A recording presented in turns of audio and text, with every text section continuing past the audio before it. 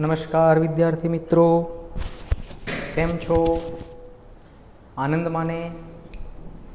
આજે આપણે 11th science chapter number 9 એટલે કે હાઇડ્રોજન.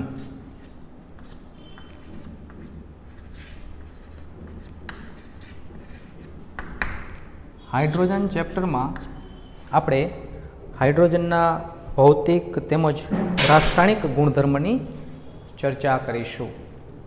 હાઇડ્રોજનના ભૌતિક તેમજ રાસાયણિક ગુણધર્મો. હાઇડ્રોજનના ભૌતિક ગુણધર્મો તમને ખ્યાલ છે, હાઇડ્રોજન રંગવિહીન, સ્વાદવિહીન, વાસવિહીન વાયુ છે, હવા કરતાં હલકો છે, પાણીમાં અદ્રાવ્ય છે.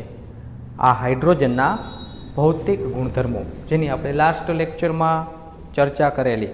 ફરીથી હાઇડ્રોજન કેવો છે? રંગવિહીન, વાસવિહીન, સ્વાદવિહીન. હાઇડ્રોજન રંગવિહીન, સ્વાદવિહીન,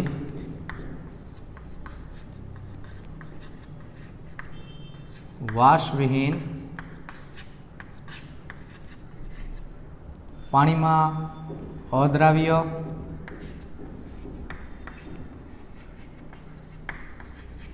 દહનશીલ વાયુ છે.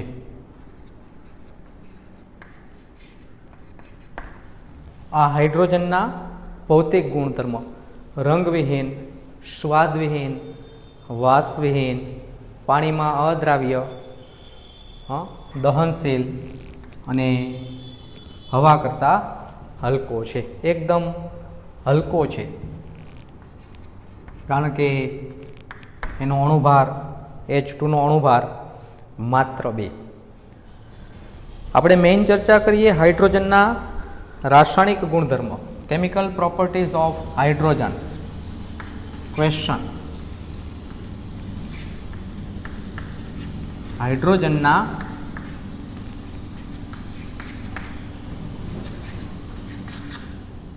રાસાયણિક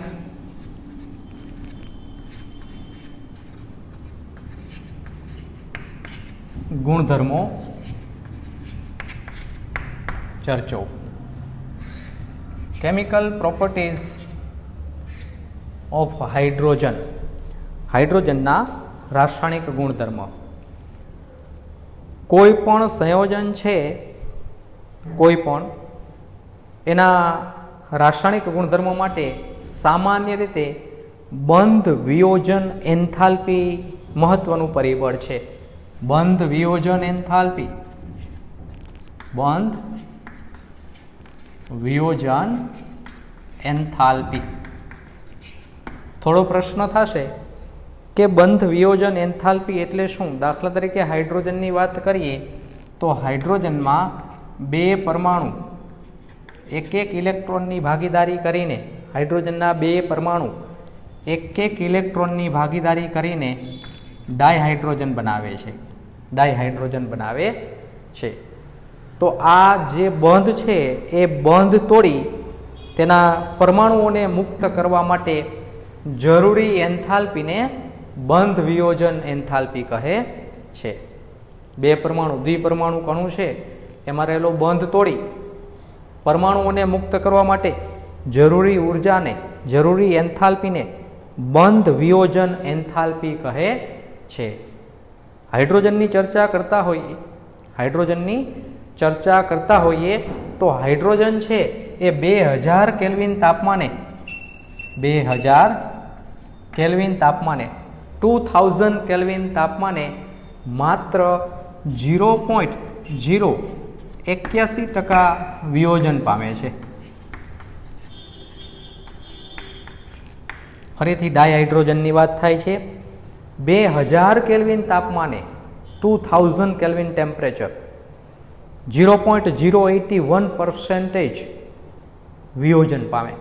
બહુ ઓછો વિયોજન પામે. પણ જો એ ટેમ્પરેચર ખૂબ વધારવામાં આવે, દાખલા તરીકે 5000 કેલ્વિન તાપમાન કરવામાં આવે તો હાઇડ્રોજન છે એ લગભગ 95.5% 95.5% વિયોજન પામે છે. ફરીથી હાઇડ્રોજનની ચર્ચા કરીએ તો 2000 કેલ્વિન તાપમાને માત્ર 0.081%, 5000 કેલ્વિન તાપમાને 95.5% વિયોજન પામે. મીન્સ હાઇડ્રોજન છે એ વિયોજન તો પામે પણ ખૂબ ઊંચા તાપમાને વિયોજન પામતો હોવાને કારણે હાઇડ્રોજન ખૂબ ઊંચા તાપમાને વિયોજન પામતો હોવાને કારણે કહી શકાય કે ઓરડાના તાપમાને સ્થાયી છે. ઓરડાના તાપમાને સ્થાયી છે મીન્સ નિષ્ક્રિય છે. ઓરડાના તાપમાને પોતે સામાન્ય રીતે રાસાયણિક પ્રક્રિયા કરતો નથી, કારણ કે ખૂબ ઊંચું તાપમાન આપો ત્યારે તેનું વિયોજન થશે, અને વિયોજનથી પરમાણુઓ મુક્ત થશે, અને સામાન્ય તાપમાને એટલે કે ઓરડાના તાપમાને પોતે સ્થાયી અથવા નિષ્ક્રિય વાયુ તરીકે વર્તે છે. કેમ સ્થાયી અથવા નિષ્ક્રિય વાયુ તરીકે વર્તે છે? કારણ કે તેનું બંધ વિયોજન એન્થાલ્પીનું મૂલ્ય ખૂબ જ વધુ છે. એટલે ઓરડાના તાપમાને પોતે સામાન્ય રીતે સ્થાયી નિષ્ક્રિય તરીકે વર્તે છે. તો હાઇડ્રોજન પરમાણુ જે છે એનું ઉત્પાદન કરવું હોય તો કઈ રીતે હાઇડ્રોજન પરમાણુનું ઉત્પાદન થઈ શકે? તો વિદ્યુત ચાપ મેથડ છે, યાદ રાખજો, આર્ક મેથડ કહેવાય. વિદ્યુત ચાપ મેથડ છે, આર્ક મેથડ છે, કે પછી પારજાંબલી પ્રકાશની હાજરીમાં, પારજાંબલી અલ્ટ્રાવાયોલેટ, બરાબર, HNU યુવી વિકિરણની હાજરીમાં હાઇડ્રોજન પરમાણુ જે છે એ મેળવી શકાય. હાઇડ્રોજન પરમાણુ મેળવી શકાય છે. હાઇડ્રોજન છે એ સામાન્ય રીતે એક ઇલેક્ટ્રોન ધરાવે છે. તો હાઇડ્રોજનની ઇલેક્ટ્રોન રચના 1s1 છે. હાઇડ્રોજન પરમાણુની ઇલેક્ટ્રોન રચના 1s1 છે. હાઇડ્રોજન પરમાણુ એક એવો પરમાણુ છે કે જે હાઇડ્રોજનને જો ઉર્જા આપવામાં આવે, હાઇડ્રોજનને જો ઉર્જા આપવામાં આવે તો સામાન્ય રીતે હાઇડ્રોજન છે પોતાની બાહ્યતમ કક્ષામાં રહેલા એક ઇલેક્ટ્રોનને મુક્ત કરી અને H પ્લસ આયન બનાવે છે, ઇલેક્ટ્રોન મુક્ત થાય છે. આ H પ્લસને આપણે પ્રોટોન કહીએ છીએ. તો હાઇડ્રોજન છે એ ઇલેક્ટ્રોન ગુમાવી અને આ રીતે પોતાની કક્ષા, જે બાહ્યતમ કક્ષામાં એક ઇલેક્ટ્રોન હતો એ એક ઇલેક્ટ્રોન ગુમાવી અને ઇલેક્ટ્રોન રચનાની દ્રષ્ટિએ સમૃદ્ધતા પ્રાપ્ત કરી શકે. હાઇડ્રોજનની વૃત્તિ ઇલેક્ટ્રોન મેળવવાની પણ ખરી. તો હાઇડ્રોજન પરમાણુ જે છે એ ઇલેક્ટ્રોન સ્વીકારી મેળવીને H માઇનસ બનાવે છે, હિલિયમ જેવી ઇલેક્ટ્રોન રચના પ્રાપ્ત કરે છે. ઓલરેડી પોતાની પાસે એક ઇલેક્ટ્રોન હતો અને એક ઇલેક્ટ્રોન મેળવે છે. તો આ રચના H માઇનસની રચના કેના જેવી છે? હિલિયમ જેવી. હિલિયમ પાસે 2 ઇલેક્ટ્રોન હોય તો હાઇડ્રોજન જ્યારે એક ઇલેક્ટ્રોન મેળવી H માઇનસ આયન બનાવે ત્યારે પોતાની રચના હિલિયમ જેવી થાય છે. મીન્સ ઇલેક્ટ્રોન ગુમાવીને કે ઇલેક્ટ્રોન મેળવીને કે કદાચ ઇલેક્ટ્રોનની ભાગીદારી કરીને પણ, દાખલા તરીકે હાઇડ્રોજન જે છે એની પાસે એક ઇલેક્ટ્રોન, તો એ હાઇડ્રોજન, દાખલા તરીકે હેલોજન પાસે પોતાની બાહ્યતમ કક્ષામાં 7 ઇલેક્ટ્રોન હોય, દાખલા તરીકે ક્લોરીન પાસે પોતાની બાહ્યતમ કક્ષામાં 7 ઇલેક્ટ્રોન છે. તો હાઇડ્રોજનનો એક ઇલેક્ટ્રોન અને ક્લોરીનનો એક ઇલેક્ટ્રોન, તો આ રીતે બંને એક ઇલેક્ટ્રોનની ભાગીદારી કરીને સહસંયોજક બંધ પણ બનાવી શકે. સહસંયોજક બંધ પણ બનાવી શકે. તો એકદમ સિમ્પલ આટલી માહિતી હાઇડ્રોજન માટે કહી શકાય કે આ બધા પરિબળોને આધીન આપણે હાઇડ્રોજનના થોડા રાસાયણિક ગુણધર્મોનો અભ્યાસ કરીએ. ફરીથી રાસાયણિક ગુણધર્મ તરફ જતા પહેલાં એક સામાન્ય માહિતી જે આપેલી છે એની ફરીથી ચર્ચા કરીએ કે હાઇડ્રોજનની બંધ વિયોજન એન્થાલ્પી 2000 કેલ્વિન તાપમાને હાઇડ્રોજન છે માત્ર 0.081% વિયોજન પામે છે, જ્યારે 5000 કેલ્વિન તાપમાને 95.5% વિયોજન પામે છે. એનો અર્થ એવો થશે કે ઓરડાના તાપમાને તો હાઇડ્રોજન સ્થાયી છે, એટલે કે નિષ્ક્રિય વાયુની જેમ વર્તે છે. ડાયહાઇડ્રોજનની વાત થાય છે. તો હાઇડ્રોજન પરમાણુનું ઉત્પાદન કરવું હોય ડાયહાઇડ્રોજનમાંથી તો કઈ રીતે કરી શકાય? તો વિદ્યુત ચાપ મેથડ છે, પારજાંબલી પ્રકાશ છે, એની હાજરીમાં હાઇડ્રોજન પરમાણુ છે એનું ઉત્પાદન કરી શકાય છે. હાઇડ્રોજન પરમાણુની બાહ્યતમ કક્ષાની ઇલેક્ટ્રોન રચના 1s1. કેટલા ઇલેક્ટ્રોન છે? 1. તો હાઇડ્રોજન પરમાણુને ઉર્જા આપવામાં આવે તો H+ પ્રોટોન બને છે, 1 ઇલેક્ટ્રોન ગુમાવીને. તો હાઇડ્રોજનની વૃત્તિ ઇલેક્ટ્રોન ગુમાવવાની. બીજું, હાઇડ્રોજન ઇલેક્ટ્રોન સ્વીકારીને મેળવીને હિલિયમ જેવી ઇલેક્ટ્રોન રચના પણ પ્રાપ્ત કરી શકે. ઇલેક્ટ્રોન ગુમાવી શકે, ઇલેક્ટ્રોન મેળવી શકે કે ઇલેક્ટ્રોનની ભાગીદારી પણ કરી શકે. દાખલા તરીકે હાઇડ્રોજન પરમાણુ છે ક્લોરીન સાથે, ક્લોરીનની બાહ્યતમ કક્ષામાં 7 ઇલેક્ટ્રોન છે. તો આ બંને પરમાણુ એક ઇલેક્ટ્રોનની ભાગીદારી કરીને આ પ્રકારે સહસંયોજક બંધ પણ રચી શકે છે. નેક્સ્ટ, હવે હાઇડ્રોજનના રાસાયણિક ગુણધર્મો, કેમિકલ પ્રોપર્ટીઝ ઓફ હાઇડ્રોજન. જે ગુણધર્મ આપેલા છે હાઇડ્રોજન જુદા જુદા તત્વો સાથે જે પ્રક્રિયાઓ કરે છે એ પ્રક્રિયાઓની ચર્ચા કરીએ.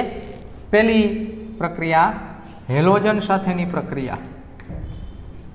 હેલોજન સાથે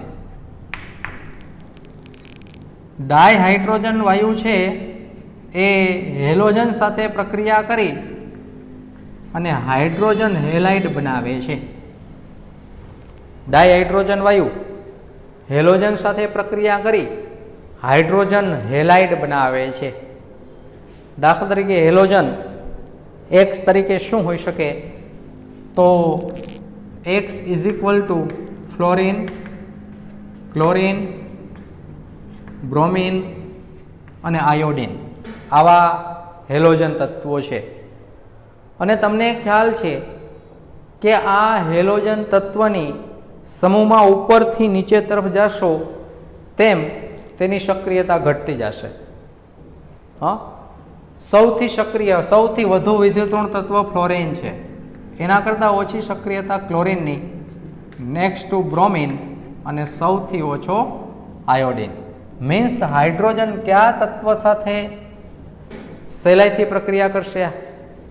ફ્લોરિન, ક્લોરીન, બ્રોમિન કે આયોડિન? તો એકદમ સરળ, ફ્લોરિન સાથે. ફ્લોરિન સૌથી વધુ વિદ્યુત ઋણ તત્વ છે, જેની વિદ્યુત ઋણતા સૌથી વધુ, ઇલેક્ટ્રોનેગેટિવિટી. એને ઇલેક્ટ્રોનની વધુ જરૂર છે, બરાબર. સામાન્ય રીતે કહીએ તો હાઇડ્રોજન ફ્લોરિન સાથે પ્રક્રિયા કરશે. દાખલા તરીકે H2 + F2, it's give 2HF. ખૂબ સહેલાઈથી પ્રક્રિયા થશે. અંધારામાં પણ પ્રક્રિયા થાય, મીન્સ ઉર્જાની કાંઈ જરૂર રહેતી નથી. અંધારામાં પણ આ પ્રક્રિયા થઈ શકે.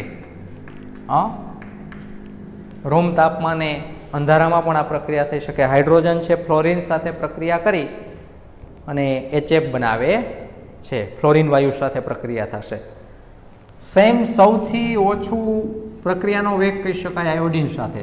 તો હાઇડ્રોજન છે એ આયોડિન સાથે પ્રક્રિયા કરીને 2 mole of HI.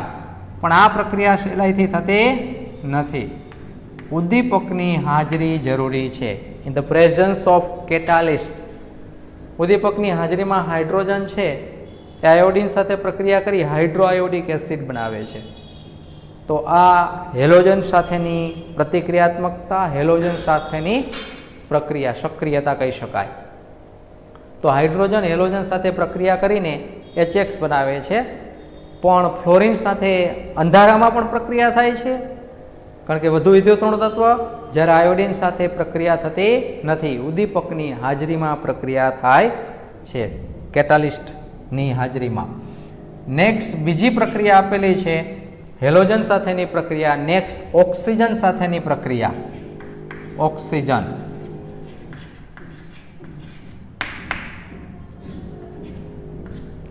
Oxygen means dioxygen. Hydrogen છે એ ડાયઓક્સિજન સાથે પ્રક્રિયા કરી હાઇડ્રોજન વાયુ ડાયઓક્સિજન વાયુ સાથે પ્રક્રિયા કરી અને પાણી બનાવે છે H2O લિક્વિડ. ડાયહાઇડ્રોજન વાયુ ડાયઓક્સિજન વાયુ સાથે પ્રક્રિયા કરીને પાણી બનાવે છે. સમીકરણમાં 2 ઓક્સિજન છે, અહીંયા 1 છે, 2 વડે ગુણીએ, અહીંયા પણ 2 વડે ગુણવામાં આવે. આ સમીકરણ સંતુલિત છે. 2H2 plus O2 it's give 2 mole of H2O. પણ આ પ્રક્રિયામાં સામાન્ય રીતે ઉદ્દીપકની હાજરીમાં સહેજ ઉર્જા આપવામાં આવે છે, ઉદ્દીપકની હાજરીમાં. અને નેક્સ્ટ પ્રક્રિયા ઉષ્માક્ષેપક છે, એટલે કે ઉર્જા મુક્ત થાય છે. Delta H0 is equal to minus 285.9 મૂલ્ય છે કિલો જૂલ પર મોલ. આટલી ઉર્જા મુક્ત થાય છે. ડેલ્ટા H0 નો અર્થ થશે પ્રમાણિત એન્થાલ્પી, ઋણનો અર્થ થાય છે ઉર્જા મુક્ત થાય છે. ઉષ્માક્ષેપક પ્રક્રિયા. ડેલ્ટા H નું મૂલ્ય જો ધન હોય તો ઉષ્મા શોષક પ્રક્રિયા. ફરીથી ડાયહાઇડ્રોજન વાયુ ઓક્સિજન વાયુ સાથે ઉદ્દીપકની હાજરીમાં ગરમ કરતા પ્રક્રિયા કરીને પાણી બનાવે છે. આ પ્રક્રિયા ઉષ્માક્ષેપક છે. ઉષ્માક્ષેપક છે. કેટલી ઉર્જા મુક્ત થાય છે? Delta H0 is equal to minus 285.9 kilo joule પર મોલ. 1 મોલ પાણીનું ઉત્પાદન થતું હોય, મીન્સ 1 મોલ પાણી એટલે 18 ગ્રામ પાણી, કારણ કે પાણીનો અણુભાર 18, તો 18 ગ્રામ પાણીનું ઉત્પાદન થતું હોય ત્યારે માઇનસ 285.9 કિલો જૂલ પર મોલ, એટલે કે 1 મોલ પાણીના ઉત્પાદનમાં માઇનસ 285.9 કિલો જૂલ ઉર્જા મુક્ત થાય છે. એટલે ડાયઓક્સિજન સાથેની પ્રક્રિયા. નેક્સ્ટ ડાયનાઇટ્રોજન સાથેની પ્રક્રિયા. નાઇટ્રોજન સાથેની પ્રક્રિયા. નાઇટ્રોજન, હાઇડ્રોજન છે એ નાઇટ્રોજન સાથે પણ પ્રક્રિયા કરે છે. હાઇડ્રોજન વાયુ છે એ ડાયનાઇટ્રોજન મીન્સ નાઇટ્રોજન વાયુ સાથે પણ પ્રક્રિયા કરે છે અને એમોનિયા બનાવે છે NH3. આ પદ્ધતિ એમોનિયાના ઔદ્યોગિક ઉત્પાદનની હેબર પદ્ધતિ કહેવાય. કઈ પદ્ધતિ છે? હેબર પદ્ધતિ. સમીકરણમાં અહીંયા નાઇટ્રોજન 2 છે, જ્યારે અહીંયા નાઇટ્રોજન 1 છે. 2 વડે ગુણશો 2 નાઇટ્રોજન, હાઇડ્રોજન થશે 6, અહીંયા 3 વડે. આવું સમીકરણ છે. 3 mole of H2 plus N2 it's give 2 mole of NH3. બરાબર, આ સમીકરણ છે. આ પ્રક્રિયા એમોનિયાના ઔદ્યોગિક ઉત્પાદનની હેબર પદ્ધતિ. પણ પરિસ્થિતિ આ રીતે છે. આયન ઉદ્દીપકની હાજરીમાં 212 દબાણે, 200 વાતાવરણ દબાણે, નેક્સ્ટ તાપમાન, દબાણ અને ઉદ્દીપકની હાજરીમાં 673 કેલ્વિન તાપમાન, 673 kelvin temperature. 3 mole of H2 plus N2 it's give 2 mole of NH3. આ પ્રક્રિયા હેબર પદ્ધતિના નામથી ઓળખાય છે. કઈ પદ્ધતિ છે આ? હેબર પદ્ધતિ. એમોનિયાના ઔદ્યોગિક ઉત્પાદનની હેબર પદ્ધતિ સમજાવો, આવો પ્રશ્ન પણ પૂછી શકાય. 3 mole of H2 plus N2 ion ઉદ્દીપક, 200 વાતાવરણ દબાણ, 673 કેલ્વિન તાપમાન, 2 મોલ ઓફ NH3. એમોનિયાના ઔદ્યોગિક ઉત્પાદનની હેબર પદ્ધતિ. 3 પ્રકારની રાસાયણિક પ્રક્રિયાઓ, રાસાયણિક જે છે ક્રિયાશીલતા જોઈ. હેલોજન સાથેની, હેલોજનમાં જે છે HX હાઇડ્રોજનનો એસિડ બને છે. ફ્લોરિન હોય તો હાઇડ્રોફ્લોરિક એસિડ અને આયોડિન હોય તો હાઇડ્રો આયોડિક એસિડ. પણ ફ્લોરિન સાથે અંધારામાં પણ પ્રક્રિયા થાય છે, જ્યારે આયોડિન સાથે અંધારામાં પ્રક્રિયા થતી નથી. ઉદ્દીપકની હાજરીમાં પ્રક્રિયા થાય છે, કારણ કે જે છે સમૂહમાં ફ્લોરિન, ક્લોરિન, બ્રોમિન, આયોડિન તરફ જતા સક્રિયતા ક્રમશઃ ઘટતી જાય છે, એટલે આયોડિન સાથે સહેલાઈથી પ્રક્રિયા થશે નહીં. ઓક્સિજન હાઇડ્રોજન છે ઓક્સિજન વાયુ સાથે ઉદ્દીપકની હાજરીમાં સહેજ ગરમ કરતા જે પ્રક્રિયા થાય છે એ પ્રક્રિયા જે છે 2 મોલ ઓફ H2O ઉર્જા મુક્ત થાય છે, માટે આ પ્રક્રિયાને ઉષ્મા ક્ષેપક પ્રક્રિયા કહે છે. -285.9 કિલોજૂલ પર મોલ. અને નાઇટ્રોજન સાથેની પ્રક્રિયા, નાઇટ્રોજનમાં જે છે એ હાઇડ્રોજન ડાયનાઇટ્રોજન વાયુ સાથે પ્રક્રિયા કરી એમોનિયા બનાવે છે. આ એમોનિયાના ઔદ્યોગિક ઉત્પાદનની હેબર પત્તી આપેલી છે, જેમાં પરિસ્થિતિ હેબર પત્તીમાં આયન ઉદ્દીપકની હાજરીમાં 200 વાતાવરણ દબાણ, 673 કેલ્વિન તાપમાન, આ પદ્ધતિને એમોનિયાના ઔદ્યોગિક ઉત્પાદનની હેબર પદ્ધતિ કહે છે. નેક્સ્ટ, રાસાયણિક ગુણધર્મમાં આપણે આગળ ચર્ચા કરીએ ધાતુ સાથેની પ્રક્રિયા. ધાતુ સાથેની પ્રક્રિયા ખાસ કરીને સક્રિય ધાતુઓ, આલ્કલી ધાતુઓ જેવી સક્રિય ધાતુ છે એ ઊંચા તાપમાને ધાતુ સાથે સંયોજાય હાઇડ્રાઇડ બનાવે છે. આલ્કલી જેવી સક્રિય ધાતુઓ, ધાતુ સાથેની પ્રક્રિયા, ધાતુ સાથેની પ્રક્રિયા. હાઇડ્રોજન વાયુ છે એ હાઇડ્રોજન વાયુ સક્રિય ધાતુઓ જે છે તેની સાથે ઊંચા તાપમાને સંયોજાઈને અનુવર્તી હાઇડ્રાઇડ બનાવે છે. દાખલા તરીકે હાઇડ્રોજન વાયુ સક્રિય ધાતુ, ધાતુ સોલિડ, એની સાથે સંયોજાય અનુવર્તી હાઇડ્રાઇડ બનાવે છે. દાખલા તરીકે વાત કરતા હોય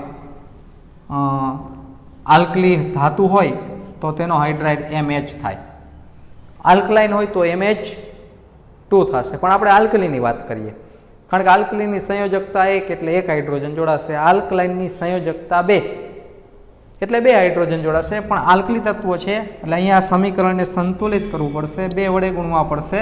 તો અહીંયા 2 mole of metal hydride, 2 mole ધાત્વીય હાઇડ્રાઇડ બને છે. અને ધાત્વીય હાઇડ્રાઇડ ઘન સ્વરૂપમાં, બરાબર, આલ્કલી ધાતુની વાત થાય છે.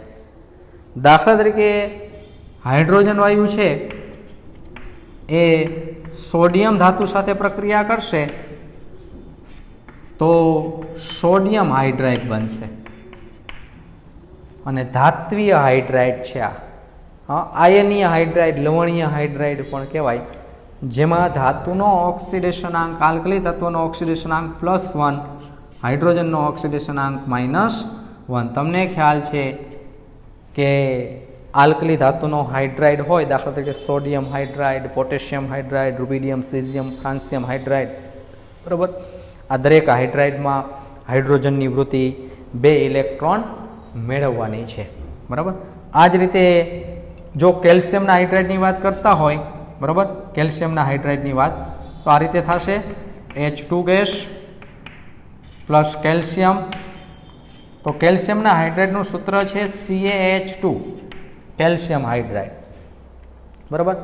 તો અહીંયા 2 મોલ મેટલ લેવાની જરૂર નથી. આ ધાતુ સાથેની પ્રક્રિયા.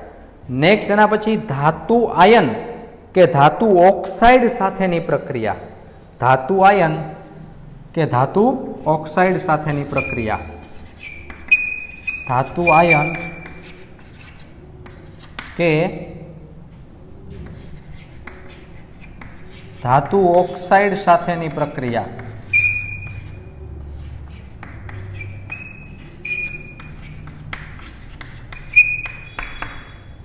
પહેલા ધાતુ આયન સાથેની પ્રક્રિયા. હાઇડ્રોજન છે, હાઇડ્રોજન વાયુ એ ધાતુ આયનના જલીય દ્રાવણ સાથે પ્રક્રિયા કરે. ધાતુ આયનનું જલીય દ્રાવણ, દાખલા તરીકે ચર્ચા કરતા હોય તો પેલેડિયમ જે છે Pd2+, આનું જલીય દ્રાવણ છે, મીન્સ એક્વિયસ, આની સાથે પ્રક્રિયા કરી હાઇડ્રોજન વાયુ ધાતુ આયનના જલીય દ્રાવણ સાથે પ્રક્રિયા કરી, બરાબર. ધાતુ છે અને ધાતુ આયનનું ધાતુમાં રિડક્શન થશે, પેલેડિયમ સોલિડ, અને હાઇડ્રોજન છે એનું જલીય દ્રાવણ મીન્સ 2H+ એક્વિયસ બને છે. એકદમ સરળ સિમ્પલ વર્ણન કહી શકાય. ડાયહાઇડ્રોજન કેટલાક ધાતુ આયનના જલીય દ્રાવણ સાથે પ્રક્રિયા કરી ધાતુઓમાં રિડક્શન કરે છે. ડાયહાઇડ્રોજન કેટલાક ધાતુ આયનના જલીય દ્રાવણ સાથે પ્રક્રિયા કરી ધાતુમાં રિડક્શન કરે છે. હાઇડ્રોજનનું પોતાનું ઓક્સિડેશન થયું, કારણ કે ઓક્સિડેશનાંક 0 માંથી +1. ધાતુનું રિડક્શન થયું, ધાતુનો ઓક્સિડેશનાંક +2 માંથી 0. આ રેડોક્સ પ્રક્રિયા થઈ, ધાતુનું રિડક્શન થાય છે. જનરલી ધાતુ જે છે એ મોટે ભાગે ઓક્સિડેશન પામે, એટલે કે રિડક્શન કરતા તરીકે વર્તે, પણ આ પ્રક્રિયા જે છે એ હાઇડ્રોજન કરતાં ઓછી સક્રિય ધાતુની વાત થાય છે.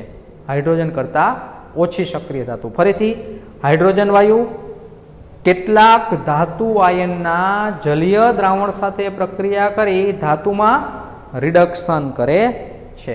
અને નેક્સ્ટ આ જ રીતે હાઇડ્રોજન વાયુ છે, હાઇડ્રોજન વાયુ એ ધાત્વીય ઓક્સાઇડ સાથે પણ પ્રક્રિયા કરી શકે.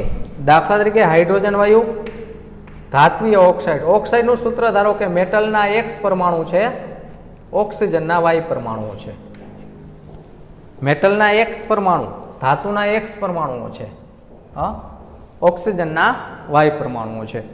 તો થાશે શું? આ X મેટલ છે એ મુક્ત થઈ જશે, X મોલ ઓફ મેટલ મુક્ત થશે. Y ઓક્સિજન અને YH2. Y ઓક્સિજન, ઓક્સિજનના પરમાણુ Y છે, હાઇડ્રોજનના અણુ Y છે, તો Y મોલ ઓફ H2O. જો સમજી શકાય, હાઇડ્રોજનના અણુની સંખ્યા Y, હાઇડ્રોજનના અણુની સંખ્યા Y, ઓક્સિજનના પરમાણુની સંખ્યા પણ Y. આવું એક સામાન્ય સમીકરણ છે, પણ આવું સમીકરણ ક્યાં લાગુ પડે? જે ધાતુની સક્રિયતા આયન કરતાં ઓછી હોય એવી ધાતુ માટે લાગુ પડે.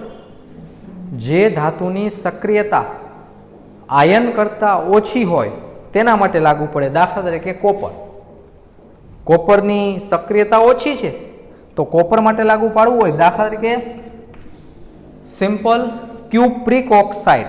જો સમજો ક્યુપ્રિક ઓક્સાઇડ, ક્યુપ્રિક ઓક્સાઇડ એટલે CuO, ક્યુપ્રસ ઓક્સાઇડ નહીં, ક્યુપ્રિક ઓક્સાઇડ. કેટલી છે? ઓક્સિજનના પરમાણુની સંખ્યા 1, તો હાઇડ્રોજનના અણુની સંખ્યા 1 જ લેવાની, તો H2 લેવાનો. જો ઓક્સિજનના પરમાણુની સંખ્યા ધારો કે 2 હોય તો હાઇડ્રોજનના અણુની સંખ્યા 2 લેવી પડે. ધારો કે ઓક્સિજનના પરમાણુની સંખ્યા 3 છે તો હાઇડ્રોજનના અણુની સંખ્યા પણ 3. મીન્સ જેટલા ઓક્સિજનના પરમાણુ તેટલા જ હાઇડ્રોજનના અણુ. ઓક્સિજનના પરમાણુની સંખ્યા 1 છે તો હાઇડ્રોજનના અણુની સંખ્યા પણ 1 છે. આ બંને વચ્ચે રાસાયણિક પ્રક્રિયા થશે, H2 અને O, મીન્સ H2O બનશે અને કોપર ધાતુ જે છે એ છૂટી પડશે. તો +2 નું 0 રિડક્શન, +2 નું 0 રિડક્શન અને હાઇડ્રોજનનું 0 માંથી +1 ઓક્સિડેશન. તો આ પાંચમી પ્રક્રિયા ધાતુ આયન કે ધાતુ ઓક્સાઇડ સાથેની પ્રક્રિયા, ધાતુ આયન કે ધાતુ ઓક્સાઇડ સાથેની પ્રક્રિયા. ફરીથી બંને પ્રક્રિયાની ચર્ચા કરીએ.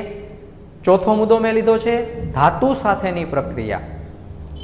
તો હાઇડ્રોજન છે એ કેટલીક સક્રિય ધાતુ સાથે ઊંચા તાપમાને પ્રક્રિયા કરી હાઇડ્રાઇડ બનાવે છે.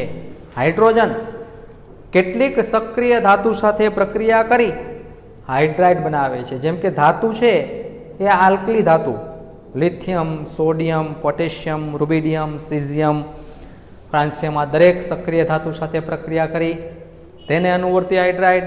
કેલ્શિયમ જેવી ધાતુ હોય તો તેને અનુવર્તી હાઇડ્રાઇડ. પણ ટેક્સ્ટ બુકમાં આલ્કલી ધાતુની ચર્ચા કરેલી છે, કારણ કે ખૂબ સક્રિય છે એટલે સહેલાઈથી પ્રોડક્ટ નિપજ આપણને પ્રાપ્ત થાય છે. પણ જે ધાતુઓ ઓછી સક્રિય હોય તેના માટે ઉર્જા થોડી વધુ આપવી પડે તો રાસાયણિક પ્રક્રિયા થશે. નેક્સ્ટ ધાતુ આયન કે ધાતુ ઓક્સાઇડ સાથેની પ્રક્રિયા. ધાતુ આયન કે ધાતુ ઓક્સાઇડ સાથેની પ્રક્રિયા. હાઇડ્રોજન છે એ ધાતુ આયનના જલીય દ્રાવણ સાથે પ્રક્રિયા કરી ધાતુમાં રિડક્શન કરે છે. હાઇડ્રોજન ધાતુ આયનના જલીય દ્રાવણ સાથે પ્રક્રિયા કરી ધાતુમાં રિડક્શન કરે છે, પણ ઓછી સક્રિય ધાતુમાં થશે. સેમ વે આ પણ ઓછી સક્રિય ધાતુ માટે વાત થાય છે.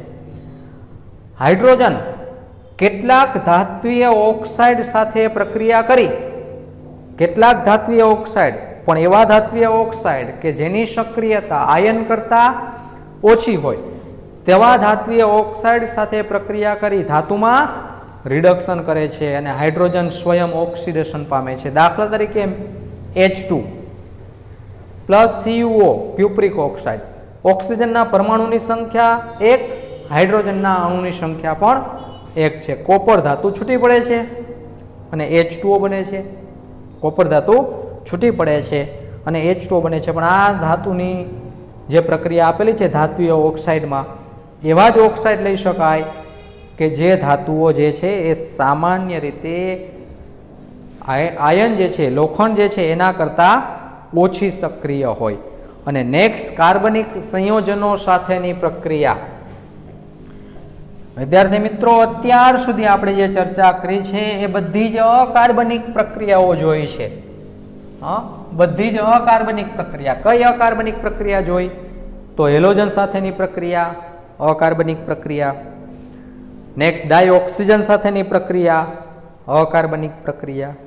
ડાયનાઇટ્રોજન સાથેની પ્રક્રિયા અકાર્બનિક પ્રક્રિયા. હાઇડ્રોજનની કેની સાથેની પ્રક્રિયા? હેલોજન, પછી ઓક્સિજન, પછી ડાયનાઇટ્રોજન છે, પછી ચોથી પ્રક્રિયા ધાતુ છે કે ધાતુ આયન કે ધાતુનો ઓક્સાઇડ હોય. આ બધી જ પ્રક્રિયાઓ અકાર્બનિક પ્રક્રિયા છે, અકાર્બનિક રાસાયણિક ગુણધર્મો છે. હવે છઠ્ઠી પ્રક્રિયા હાઇડ્રોજનની કાર્બનિક સંયોજનો સાથેની પ્રક્રિયા. કાર્બનિક સંયોજનો એટલે તમને ખ્યાલ છે વનસ્પતિ તેલ હોય કે બીજા કોઈ પણ હોય એ કાર્બનિક સંયોજનો કહી શકાય. તો કાર્બનિક સંયોજનો સાથેની પ્રક્રિયા. કાર્બનિક સંયોજનો સાથેની પ્રક્રિયા. કાર્બનિક સંયોજનો સાથેની પ્રક્રિયા. હાઇડ્રોજનની કાર્બનિક સંયોજનો સાથેની પ્રક્રિયા. હાઇડ્રોજનની કાર્બનિક સંયોજનો સાથેની પ્રક્રિયાની વાત કરતા હોઈએ તો સિમ્પલ એકદમ સરળ કહી શકાય કે હાઇડ્રોજન છે એ ઓલેફિન સાથે પ્રક્રિયા કરી શકે છે. હાઇડ્રોજન છે એ ઓલેફિન સાથે પણ પ્રક્રિયા કરી શકે છે અને ઘણા બીજા કાર્બનિક સંયોજનો સાથે પણ પ્રક્રિયા કરી શકે છે. એમાં વનસ્પતિ તેલ હોય એ વનસ્પતિ તેલનું નિકલ ઉદ્દીપકની હાજરીમાં, વનસ્પતિ તેલ આનું નિકલ ઉદ્દીપકની હાજરીમાં હાઇડ્રોજનેશન કરવામાં આવે, હાઇડ્રોજન વાયુ સાથે પ્રક્રિયા કરવામાં આવે તો વનસ્પતિ તેલમાંથી વનસ્પતિ ઘી બનાવી શકાય છે. વેજીટેબલ ઓઇલમાંથી વેજીટેબલ ઘી. જનરલી હાઇડ્રોજનેશન છે આ અસંતૃપ્ત સંયોજન છે, એમાંથી સંતૃપ્ત સંયોજનો બને છે. અસંતૃપ્ત સંયોજનમાંથી સામાન્ય રીતે સંતૃપ્ત સંયોજન બને છે. ફરીથી વનસ્પતિ તેલની નિકલ ઉદ્દીપકની હાજરીમાં હાઇડ્રોજનેશન પ્રક્રિયાથી વનસ્પતિ ઘી બને છે. વનસ્પતિ તેલની નિકલ ઉદ્દીપકની હાજરીમાં હાઇડ્રોજન સાથેની પ્રક્રિયાથી વનસ્પતિ ઘી બને છે. આ વનસ્પતિ ઘી અથવા માર્ગરીન પણ બનાવી શકાય છે.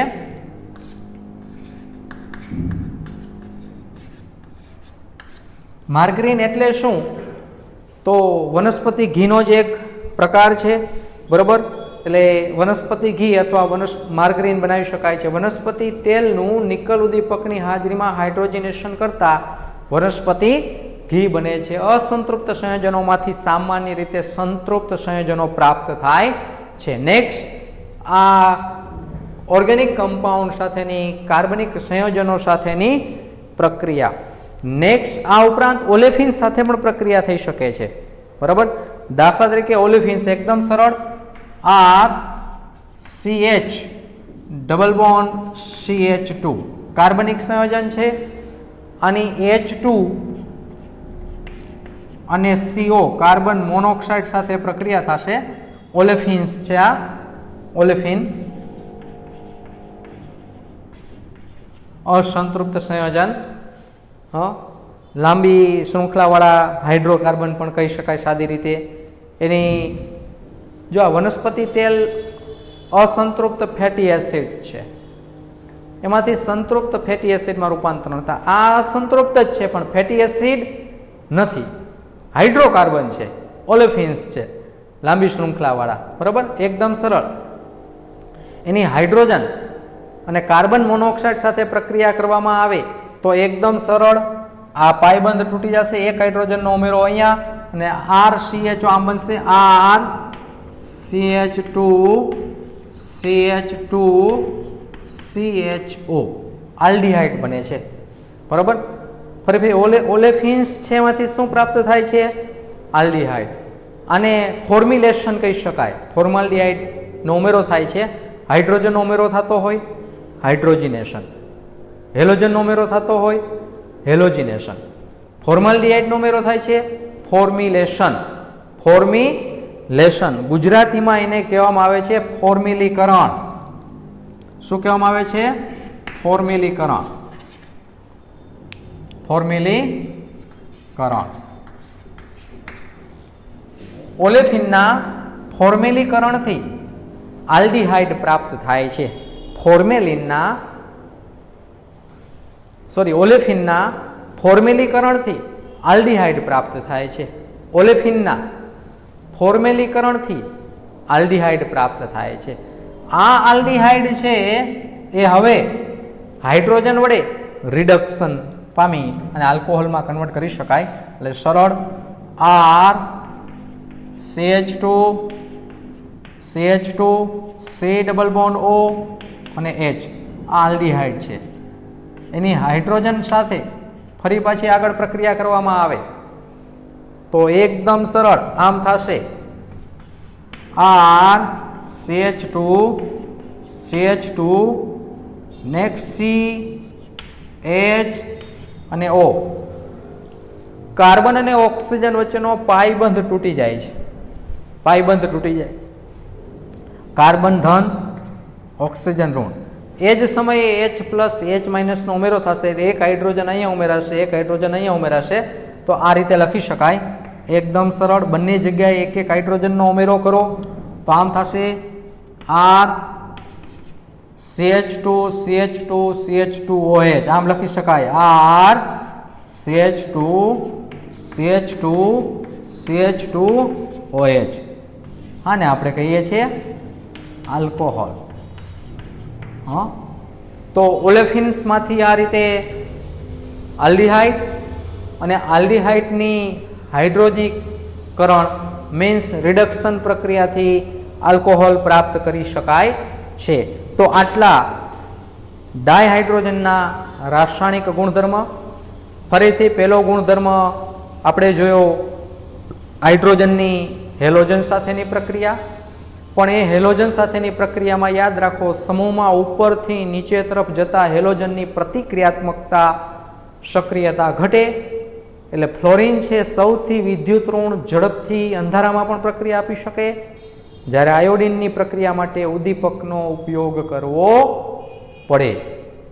નેક્સ્ટ ઓક્સિજન સાથેની પ્રક્રિયા. હાઇડ્રોજન છે ઓક્સિજન સાથે પ્રક્રિયા કરી પાણી બનાવે છે. પ્રક્રિયા ઉષ્માક્ષેપક છે, એક્ઝોથર્મિક રિએક્શન છે. Delta H0 is equal to -285.9 કિલોજૂલ પર મોલ, -285.9 કિલોજૂલ પર મોલ. નેક્સ્ટ થર્ડ વન, ત્રીજી પ્રક્રિયા આપણે જોઈ હતી ડાયનાઇટ્રોજન સાથેની પ્રક્રિયા. હાઇડ્રોજન ડાયનાઇટ્રોજન સાથે પ્રક્રિયા કરી એમોનિયા બનાવે છે. પ્રક્રિયાની પરિસ્થિતિ તમને ખ્યાલ છે. આયન ઉદ્દીપકની હાજરીમાં હાજરીમાં 200 વાતાવરણ દબાણ 673 કેલ્વિન તાપમાન, 200 વાતાવરણ દબાણ 400 અંશ સેલ્સિયસ તાપમાન, 200 ને 400 બમણું સેલ્સિયસમાં કેવું હોય તો 2 mole of NH3, 2 mole of NH3. આ પ્રક્રિયાને આપણે તમને ખ્યાલ હોય તો એમોનિયાના ઔદ્યોગિક ઉત્પાદનની હેબર પદ્ધતિના નામે ઓળખતા અને ઉર્જા જે મુક્ત થાય છે -92.6 કિલો જૂલ પર મોલ, -92.6 કિલો જૂલ પર મોલ. નેક્સ્ટ એના પછીની પહેલી પ્રક્રિયા આપણે જોઈ હેલોજન, બીજી ઓક્સિજન, ત્રીજી નાઇટ્રોજન, ચોથી પ્રક્રિયા ધાતુ. તો હાઇડ્રોજન છે સક્રિય ધાતુ સાથે ઊંચા તાપમાને પ્રક્રિયા કરી હાઇડ્રાઇડ બનાવે છે. જેમ કે આલ્કલી ધાતુ સાથે પ્રક્રિયા કરે તો આલ્કલીના હાઇડ્રાઇડ પ્રાપ્ત થશે, આલ્કલાઇન સાથે પ્રક્રિયા કરશે તો તેને અનુવર્તી હાઇડ્રાઇડ પ્રાપ્ત થશે. પણ ટેક્સ્ટમાં આલ્કલીના હાઇડ્રાઇડ દર્શાવેલા છે. ધાત્વીય હાઇડ્રાઇડ, જેને લવણીય હાઇડ્રાઇડ પણ કહી શકાય, ક્ષારીય આયનીય હાઇડ્રાઇડ પણ કહી શકાય. પાંચમી પ્રક્રિયા ધાતુ આયન કે ધાતુ ઓક્સાઇડ સાથેની પ્રક્રિયા. તો ડાયહાઇડ્રોજન છે ધાતુ આયનના જલીય દ્રાવણ સાથે પ્રક્રિયા કરી ધાતુમાં રિડક્શન કરે છે. હાઇડ્રોજન ધાતુ આયનના જલીય દ્રાવણ સાથે પ્રક્રિયા કરી ધાતુમાં રિડક્શન કરે છે, પણ ઓછી સક્રિય ધાતુ હોય એના માટે. સેમ વે હાઇડ્રોજન છે ધાતુ ઓક્સાઇડ સાથે પ્રક્રિયા કરી ધાતુમાં રિડક્શન કરે છે, પણ આયન કરતાં ઓછી સક્રિય ધાતુ, દાખલા તરીકે કોપર. તો હાઇડ્રોજન છે કોપરનો ઓક્સાઇડ ક્યુપ્રિક ઓક્સાઇડ સાથે પ્રક્રિયા કરીને કોપર છૂટું પાડે છે. નેક્સ્ટ લાસ્ટ વન, છેલ્લી પ્રક્રિયા આપણે જોઈ હતી અત્યાર સુધી ઇનઓર્ગેનિક અકાર્બનિક પ્રક્રિયકો સાથેની પ્રક્રિયા હતી. હવે કાર્બનિક સંયોજનો સાથેની પ્રક્રિયા. એમાં વનસ્પતિ તેલનું નિકલ ઉદ્દીપકની હાજરીમાં હાઇડ્રોજનેશન કરતા વનસ્પતિ ઘી અને માર્ગરીન પ્રાપ્ત થાય છે. વનસ્પતિ ઘી અને માર્ગરીન પ્રાપ્ત થાય છે. વનસ્પતિ ઘીનો જ એક પ્રકાર છે. અસંતૃપ્ત ફેટી એસિડનું સંતૃપ્ત ફેટી એસિડમાં રૂપાંતરણ થાય છે, કારણ કે પાયબંધ તૂટી જશે, હાઇડ્રોજનનો ઉમેરો થશે. વનસ્પતિ તેલ એટલે નિયર અબાઉટ લિક્વિડ અને વનસ્પતિ ઘી એટલે ઘન, નિયર અબાઉટ. બરાબર, ઓકે. ઓલેફિન્સ.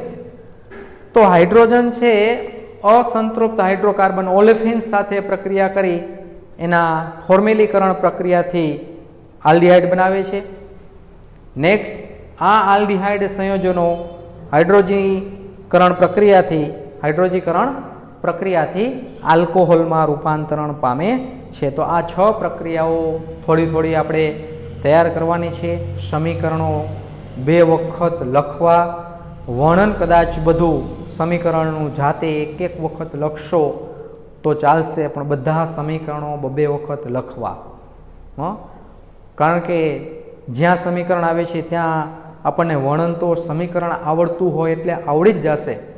વર્ણન છે એ તો સમીકરણનું જે છે એ રિપીટેશન છે. જે સમીકરણ તમે સંજ્ઞામાં લખો છો એને શબ્દમાં વ્યક્ત કરો છો, પણ ખાસ સમીકરણ 2 વખત લખી અને તૈયાર કરવાના થાય છે. અહીંયા સુધી આપણે રાખીએ છીએ.